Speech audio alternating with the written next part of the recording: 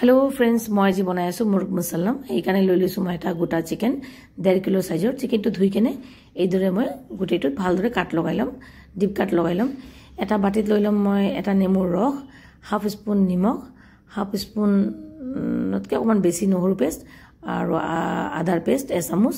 গুটেখিনি ভালদৰে মিলাই ইয়াতে দি দিম মই half spoon red chilli powder গুটে মছলাটো চিকেনৰ লগত ভালদৰে হানি 2 ঘণ্টাৰ কাৰণে থৈ দিম চিকেনটো মেৰিনেট হ'ব কাৰণে ইপিনে মই এটা বাটিত 20 টা মান এলমন্ড 20 টা মান কাজু আৰু এমুঠি চাৰ মগজ পানী দি তিয়াই থৈ দিম আৰু তিয়াই কেনে থৈ দিম ইপিনে এটা সেকন্ড দি দিছিলো মই 1 কাপ দৈ সেকন্ড যেতে দৈখিনি পানী পৰি যাব দৈখিনি লৈ লম এটা বাটিত দি দিম হাফ স্পুন নিমখ half spoon red chilli powder half spoon জালুক পাউডাৰ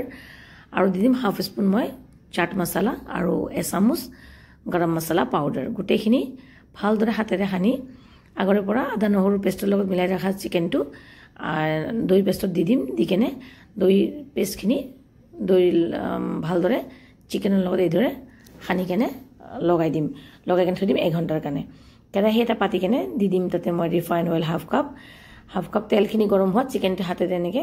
চেপি যিমান পাৰো দৈখিনি মই চেপি উলাই দিম উলাই কেনে চিকেনটো দি দিম মই তেলটো গৰম হোৱাত ভাজিব কাৰণে গেছটো মই ফুল ফ্লেমত থৈ দিছো ইপিটি ৰঙা হলে উলটিয়াই হিপিটিও ৰঙাকে ভাজি লম এটা কেৰাহী পাতি দিছো দি দিছো মই ৰিফাইন অইল হাফ কাপতকে বেছি তেজপাত গোটা ইলাচ আৰু গোটা দালচিনি দি দিছো দুটা পিয়াজৰ পেষ্ট মছলাখিনি অলপ পিয়াজখিনি ভাজাৰ পিছত পিয়াজ যেতিয়া তেল উলাই আহিব দি দিম এচামুচ নহৰু আৰু এচামুচ আদাৰ পেষ্ট আদা নহৰু কেঁচা গন্ধ নোহোৱা হোৱাত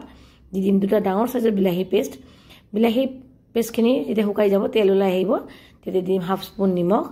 হাফ স্পুন হালদি পাউডাৰ এচামুচ জিৰা আৰু ধনিয়াৰ পাউডাৰ ভালদৰে অকমান ভাজি অকমান গৰম পানী দি দিম ইয়াতে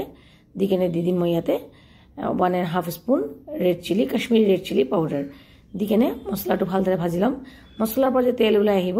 তেতিয়া মই আগৰ পৰা তিয়াই ৰাখা কাজু এলমন্ড আৰু পিস্তাৰ পেষ্ট বনাই পেষ্টখিনি মই ইয়াতে দি দিছো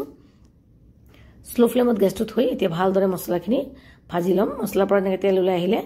আগৰ পৰা ভাজি ৰাখা চিকেনটো দি দিছো দি কেনে স্লো ফ্লেমত থৈ চিকেনটো লাহে লাহে অকমান সময় হাতত লৈ ভালদৰে এনেকৈ উলুটিয়াই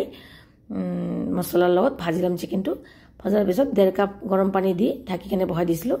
এতিয়া গেছটো মই অকমান ফুল ফ্লেমত দিছো দি কেনে চিকেনটো মই লাহেকৈ ঘুৰাই আকৌ মই গেছটো স্লো ফ্লেমত দি কেনে বহাই থম অলপ দেৰি কাৰণে যেতিয়া